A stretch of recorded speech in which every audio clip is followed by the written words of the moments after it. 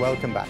Now, John Sweeney aside, it is not easy to find out what's really going on inside North Korea, possibly the most repressive and reclusive regime on earth. It's not easy for North Koreans to find out anything about the outside world either. But people are managing to catch a glimpse, from foreign soap operas on television to smuggled films on DVD. All this new information, including phones, are prompting the first rumblings of change, as our Asia correspondent John Sparks has been finding out. It is a formidable barrier, an imposing frontier that few are permitted to cross. On the other side sits North Korea, secretive and largely unknown. But at a border crossing, we found a group who know plenty about the North. South Korean businessmen who work at an industrial estate on the other side of the line. The complex was shut down last week as tensions rose, and as they gathered for news, we asked them for an insight into their North Korean colleagues' lives. Well, I've never seen well-fed people there. I've never seen them eat, never seen their lunchboxes even. We eat and rest separately. Still, they are learning about each other. They can see us in our cars, but they only ride bicycles, so they know there's a difference. The complex exposes the nation to a dangerous idea, that outsiders live in comfort and plenty. Mr. Sang told me how he offered one North Korean worker a lift after work. She asked me, whose car is this? In North Korea, only the government has cars. I told her it was my own, and she said, oh, there's such a thing? She now thinks South Koreans are really rich. By any standard, North Korea is one of the poorest countries on earth. But that's not something people there were aware of. How could they be? Their government has kept them in the shadows for decades. But something really important has happened of late. The North Korean regime is no longer in total control of the message. It's called Autumn Tale, a glamorous soap opera from South Korea. And this vision of the good life is now available in North Korea on DVD. We see a group huddled round the TV, captivated by the drama.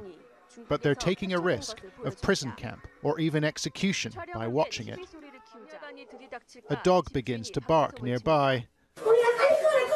And the house owner says, "Turn it off now. Are you out of your mind?"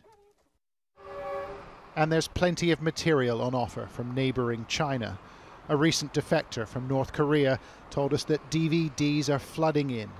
She asked us to keep her identity hidden to ensure the safety of family members still inside. The videos are distributed around the market. I'd buy one, then exchange it for another with a friend. But there's only 1 hour of electricity a day. Sometimes it's in the middle of the night, so we'd leap out of bed to watch the DVDs. In this totalitarian state, where the details of daily life are decreed, this seems a dramatic change. Mass culture now seeping through the bamboo curtain. 21-year-old Ju Chanyang watched videos in secret, her dreams nurtured by the glamour of the outside world. I wanted to have long hair, loose like this. I'd been to high school and university, but you're not allowed to have long hair. But frankly, I'd been watching South Korean movies. Dissatisfaction with the state is fueled by a basic reality. The regime is unable to provide for its people. To survive, they must hustle, trade or steal. But millions go hungry in North Korea. In its latest assessment, the UN said 28% of children were severely malnourished. After I got married, we didn't have enough money. I realised what real poverty was. So I started selling clothes from China. It was illegal, but it's the only way we could survive.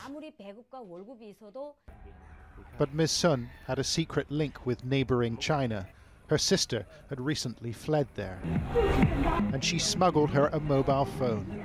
This new source of information had a powerful effect. I started to envy my sister's life, and I wondered if I could live like that too. I couldn't talk long, it was too dangerous, but I built up a fantasy about their lives. It's Sunday morning in Seoul, the South Korean capital, and the public are summoned to church.